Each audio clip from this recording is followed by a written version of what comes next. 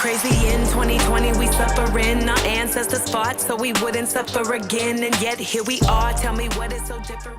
What's up, everybody? Soren Baker here on Unique Access Entertainment, and as you know, please hit that subscribe button. Of course, it's free, and that'll help us, enable us, and allow us to continue bringing you guys these great interviews. Be sure to share and like our content so we can keep coming at you. And today, we have the pleasure and honor of being joined by a rising rap and R&B group named Chozyn 3. Thank you, ladies, for coming through. Hey, thank you for having us. Yes. Yes. So we should do a little roll call. Everybody should introduce themselves so that people could get acquainted real quick. I'm Danielle. I'm Cabria. I'm Noelle.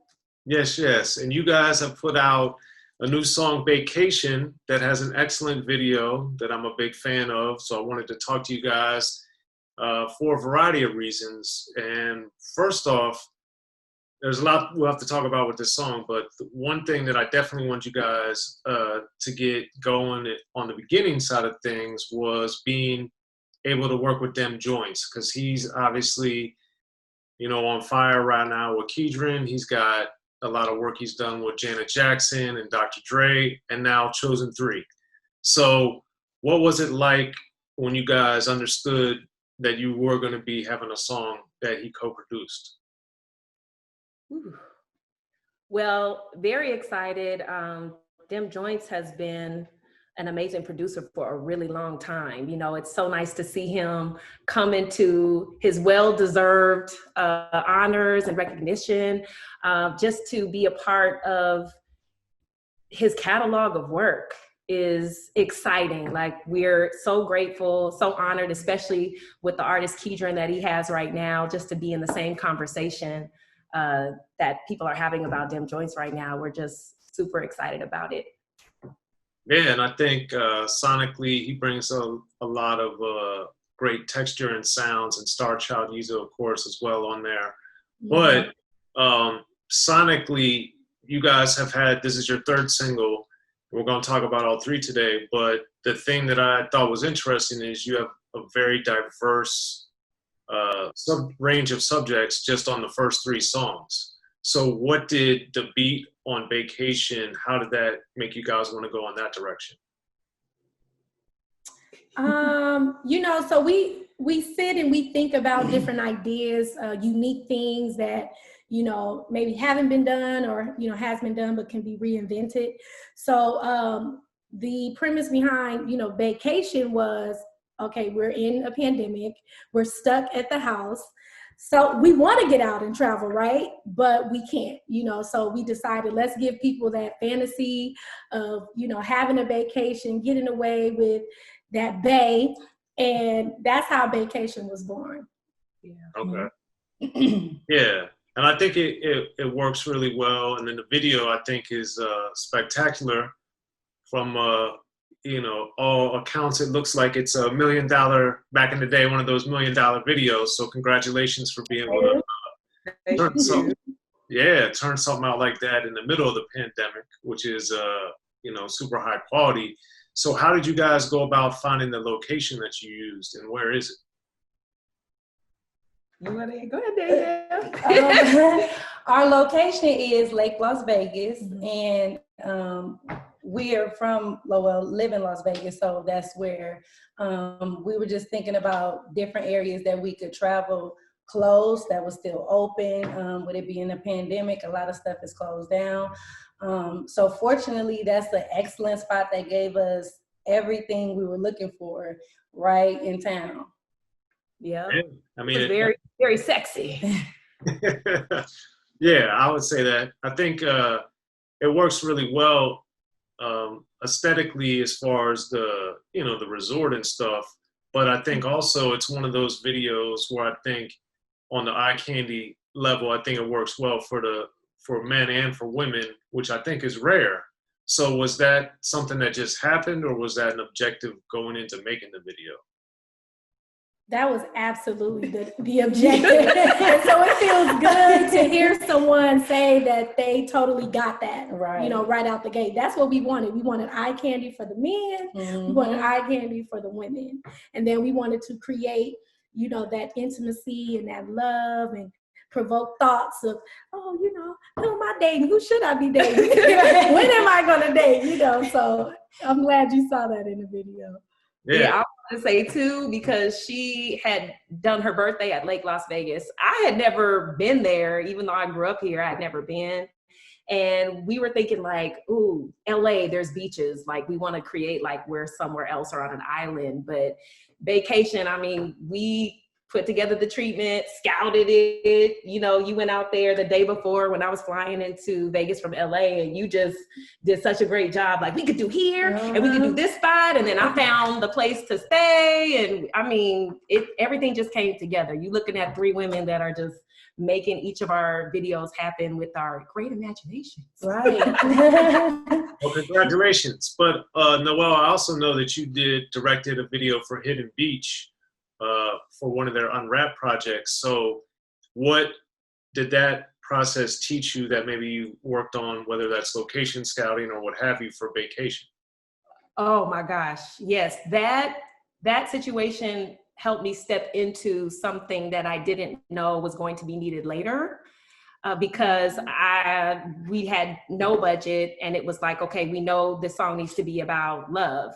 How can you show that with 2 people, 1 cameraman, and shoot all of that in one day? You know, prior to the pandemic, we could kind of go everywhere, and we were able to capture things that were organically happening that day. But for sure, working with Dwayne Finley, just him being a seasoned actor, and just the guys were just very supportive and saying, you know, you're directing this and you're producing this, and you know these are your titles now. And I'm like, thank you, Kings. Okay, I can do this. So yes, it totally helped me with working with my sisters on our videos, because we all step into that executive producer role for sure. Yeah, well, I think it definitely worked, and aesthetically it's great. And then I did notice that you've gotten some love on some playlists on Spotify and on Amazon with the Amazon Music's Breakthrough R&B playlist. So congratulations on that. So Thank you. for you guys, what do you find is artistically satisfying to be able to have like rapping and R&B on a song like you guys do with Baecation? Oh my gosh. So I mean, I have to say that it's artistically fulfilling. I love the way, you know, we introduced ourselves as rappers, right? That's all people heard on How Many More and Pat That Cat. But on Baecation, we start off like that, and then we kind of trick you, right? It's like, wait, are they singing? You know, starting off with the chorus going into Noel's verse. So I mean, it's so fulfilling to be able to share that part with the world, because I mean, Noel and I, being signed with on indie labels previously as singers, I mean, we love to sing. So it was fun to finally share that with people and give them a little glimpse of our talent there. Yeah, because it was, when I saw that stuff, it was cool that you were getting the love on both sides of the spectrum. Because I thought that, you know, it's nice when there's a song that really does have real rapping and real singing, to be able to live in both of those worlds at the same time. So that was good. So congratulations on that. But referencing some of your other material, I wanted to get into How Many More, because that one is a very powerful political song, which is basically a 180-degree turn from Baecation. Thematically, sonically, lyrically, everything. And it's dealing with a lot of the atrocities that are happening in America, and unfortunately have been happening since before America existed here in the what is now the United States. So that obviously deals with police brutality and all these social and economic injustices that we have in America. So for female rappers, I think now we don't see as much of that anymore. So why did you guys feel that you wanted to address it with How Many More? Being a group that wanted to show many different sides, we definitely didn't want to stay quiet during something so important. We wanted our audience and people to know that when things like this are going on, especially hitting home, because I have a son. So making this song for me was extremely important because I wanted him to not only know during this time of everything going on, I had a voice, and we were a part of speaking up on something that is unjust. And we needed people to know, yes, we sing and rap and do these things, but when there are important issues going on, we're going to be right there, standing strong and letting our voice be heard as well. Okay.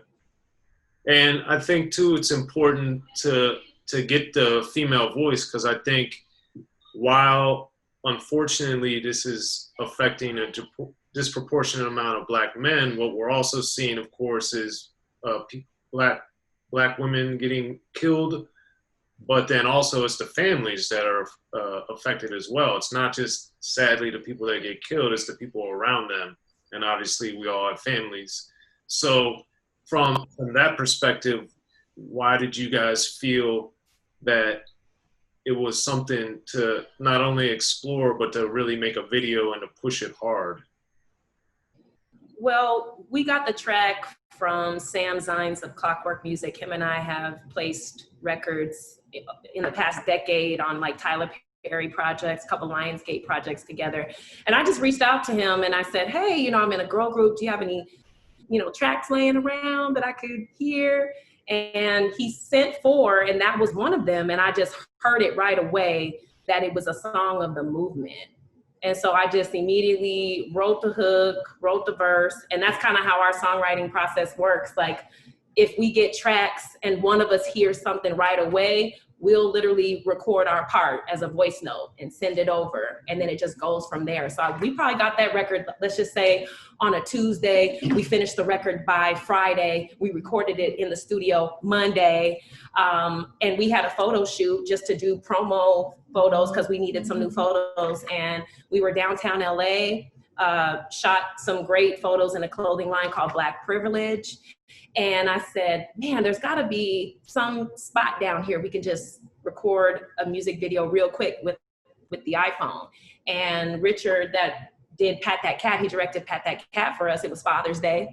And I just called him. I said, hey, do you have a stabilizer you could recommend for an iPhone? Because we're gonna try to, record a video real quick to how many more after this photo shoot. And he said, wait a minute, I wanna be a part of that because that movement, this movement hits close to home to me. And he said, so after my Father's Day brunch, I'll come down there and help you. And he did. He literally came down there so he could hold the iPhone while we were, performing in the same shot. So shout out to Richard Penn for coming through when he didn't even have to do that, but he believed in the record. He said, no, I want to be a part of it. Yeah, that's huge.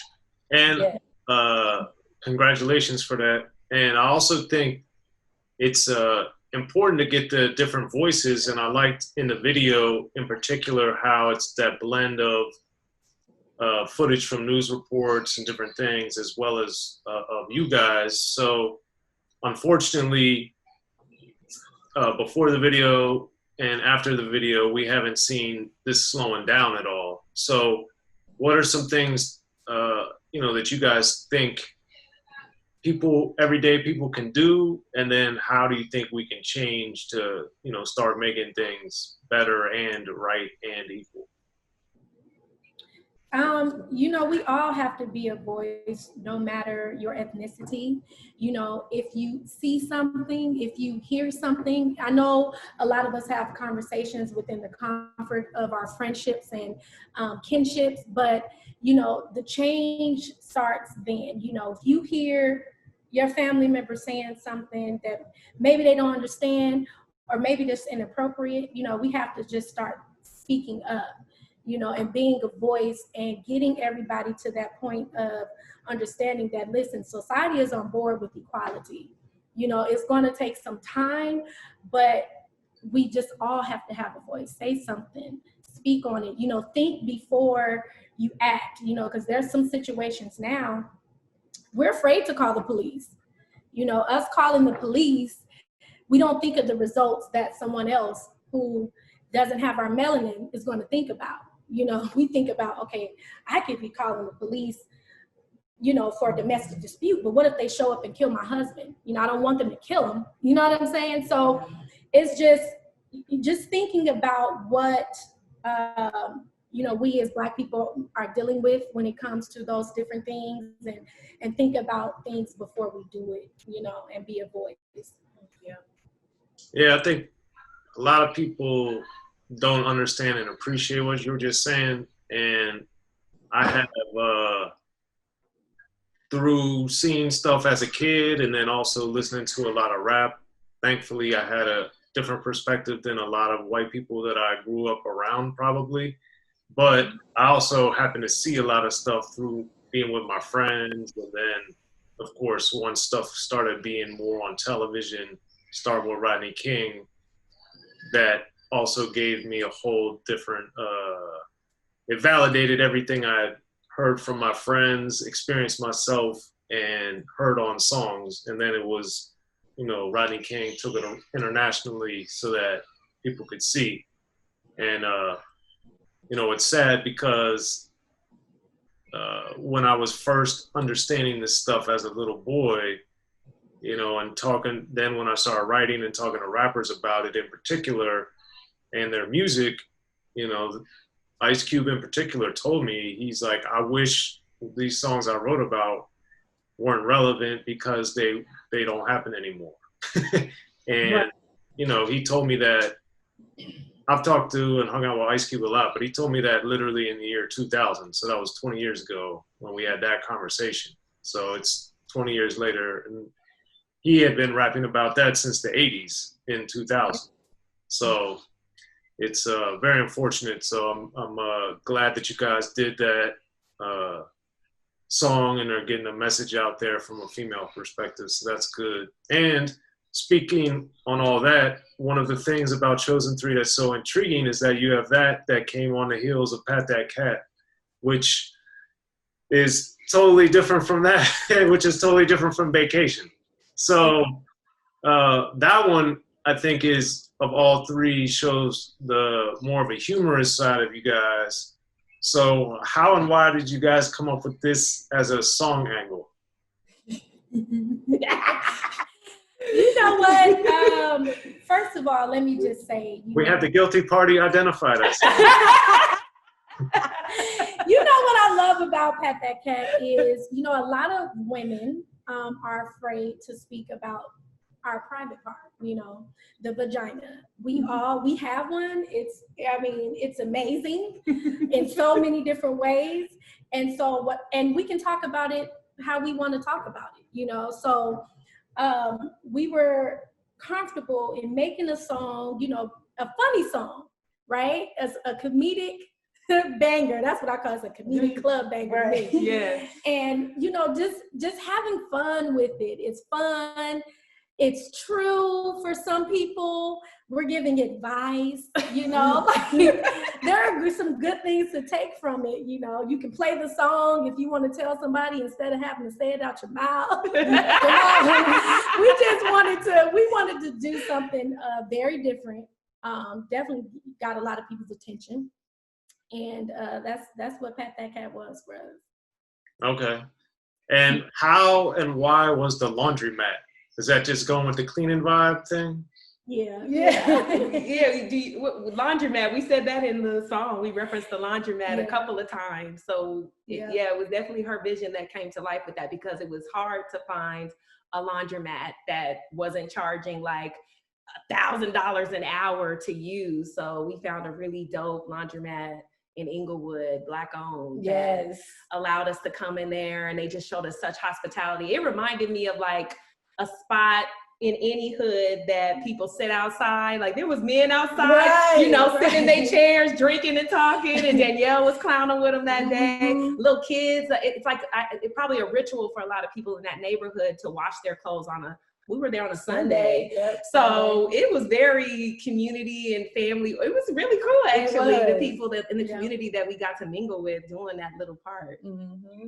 Right. So with Baecation, How Many More, and Pat That Cat, you guys have showed a wide range of styles, sounds, themes, all these different things. So what is the benefit of that for you guys, and how do you think that makes people look at you? The benefit is people can see our range. You know, we will make you laugh. We can stand up for what's right and speak our voice. And we can also take you on a fantasy, you know, where you want to go with your bae and, you know, have a getaway. So, and we have much more in store, you know, so we really just want people to know early on that we have a wide range and we're not in a box. You know, any range of song or that you want to listen to, just give us some time and we have one for you. You know? Yeah. And we because you said something that made you want to. What I was going to say is, if you think that's range, we actually have more in store. Yes. And then I love the element of surprise that's there. Like nobody knows what's next from us. You who can guess, right? Right. Like, when you look at the current catalog, you don't know what's next. So the element of surprise is a mystery. Yeah. All right, and then what can you guys say, or what do you want to say about what's coming next, though? I mean, you know, we're in September now.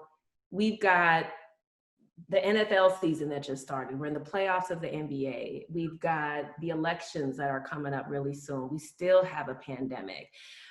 People are going to be looking towards the holiday season. I just saw that LA County is one of the first, I think, counties that's banned trick-or-treating. So we're still in this time of things are not normal, right? And Baecation, we're going to continue to, you know, promote all of our songs because, like you said, unfortunately, How Many More is not going anywhere due to what's still happening. So we still have those songs, but we also understand that our next record that we release, what will be going on during that time and how can it fit? How can it resonate with people with what's going on? And that's the kind of record that we'll release next. What's going on is going to have a place in what's going on, whether it's to, you know, make you more woke about what's going on or to help you get through what's going on. Yeah. Okay. And then, Noel, I wanted to ask you too, since I know you've done a lot of acting and had some success in that arena as well. How do you find that acting helps you or influences your musical output? I love when you perform live and you can give the audience the vulnerability of that performance and connecting with the audience. In acting, you're obviously trying to deliver the character that the writer intended. And you want to deliver that role, that character, and commit all the way. And being vulnerable is important. Having a great imagination is important. And I'm not really nervous about anything anymore because in acting, it's rejection all the time. You know what I mean? Like you could have a killer audition. It could have been down to you and one other person, but that doesn't mean they're going to tell you that. You're not going to get a call after every audition telling you how great you did and that we really wanted you, but we had to go with it. You don't get those explanations. So you literally have to just move on after you put your all into an audition for whatever role it is and let it go.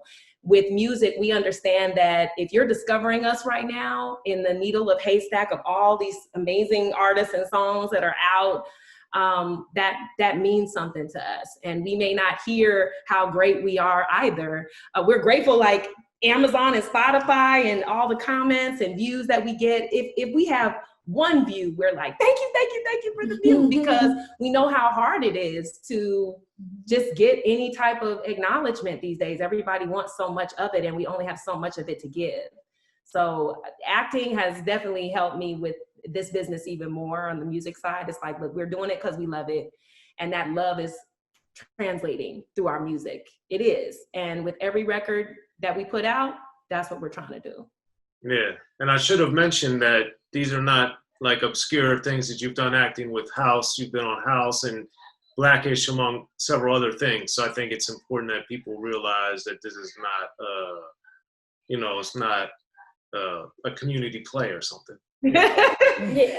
Those are good too. But I'll do a community play, but yeah, no, I would love some action roles. You know, I got my black belt in Taekwondo. I'm like, come on now. I know there's a superhero or villain role, you know, that somebody's waiting to cast a tall Amazon woman in. You know what I'm saying? I already got my crew with me. You know, I would hire them. We can go beat people down. I'm just saying. You got the new age Charlie's Angels, huh? That's right. Hello. All right. Well, thank you for coming through, Chozyn 3. I appreciate your guys' time, and congratulations on the momentum you're starting and continuing here with Baecation. And I look forward to seeing what you guys got coming up next. Thank you so much, Soren. Thank you. Thank you. Be sure to check out the History of Gangster Rap by Soren Baker. He's official. History of Gangster Rap features exclusive interviews with Ice-T, Snoop Dogg, MC Ren, the D.O.C, and dozens of others. The History of Gangster Rap, a definitive look at how Los Angeles changed rap forever. In Los Angeles, the streets definitely set the tone of the hip-hop music. At 19, I got a $50,000 car. My whole angle always was, I'll be street, but I will always tell you the horrors that go along with this life. There will be penalties and casualties for just wearing the wrong color in somebody's neighborhood. And once gangster rap made it from the streets to the TV, the genre exploded. With Fab 5 on Yo MTV Raps with NWA. Yo MTV, it just catapulted us from being local heroes to national gangbang rappers. The History of Gangster Rap discusses it all from 1980 up till today. There's always gonna be shit happening in the street. You know what I mean? So it's always gonna be something to talk about. The History of Gangster Rap in stores now.